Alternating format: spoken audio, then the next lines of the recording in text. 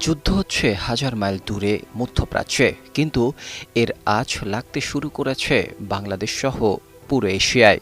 Iran ও ইসরায়েলের মধ্যে চলমান এই সংঘাত কেবল মানচিত্রের সীমানায় সীমাবদ্ধ নেই, এটি এখন একটি বৈশ্বিক অর্থনৈতিক সুনামিতে পরিণত হয়েছে, যার সরাসরি শিকার হতে যাচ্ছে বাংলাদেশ। কিন্তু প্রশ্ন হলো, ভৌগোলিকভাবে এত দূরে থেকেও কেন এই যুদ্ধের চড়া মাশুল দিতে হতে পারে বাংলাদেশকে? বাংলাদেশের মূল মাথা ব্যথার কারণ হল জ্বালানি। দেশের তেলের চাহিদার ৯০%ই আসে মধ্যপ্রাচ্য থেকে। আন্তর্জাতিক বাজারে অপরিশোধিত তেলের দাম ইতিমধ্যে ব্যারেল প্রতি $১০০ ছাড়িয়ে গেছে। সহজ অঙ্কে বুঝলে, তেলের দাম প্রতি $১০ বাড়লে বাংলাদেশের মাসিক আমদানি বিল বাড়ে প্রায় $৭০ থেকে $৮০ মিলিয়ন। এই বাড়তি খরচ মানেই হল দেশে ডিজেল ও অকটেনের দাম বৃদ্ধি। আর জ্বালানির দাম বাড়লে পরিবহন ভাড়া বাড়বে, যার চূড়ান্ত প্রভাব পড়বে নিত্য প্রয়োজনীয় জিনিসপত্রের দামে। এমনকি জ্বালানি সংকটে বিদ্যুৎ উৎপাদন ব্যাহত হওয়ায় আবারও লোডশেডিংয়ের কবলে পড়ার আশঙ্কা তৈরি হয়েছে। নগদ নিয়ে এলো হার না মানা হার অফার। সর্বনিম্ন ১০,০০০ টাকা রেমিটেন্স নগদে পাঠালে থাকছে স্বর্ণের হার জেতার সুযোগ।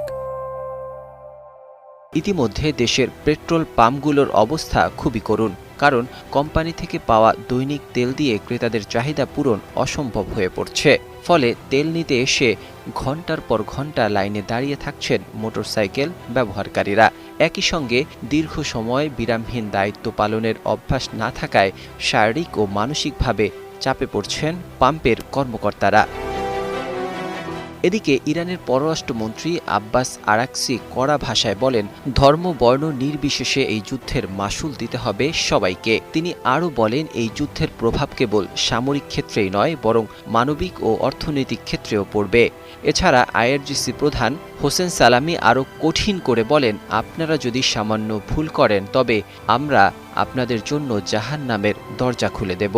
আরাকচির বা সালামির কথায় বোঝা যায় যে এই যুদ্ধ আরও দীর্ঘ হবে এবং এই যুদ্ধের কবল থেকে কেউই রেহাই পাবে না।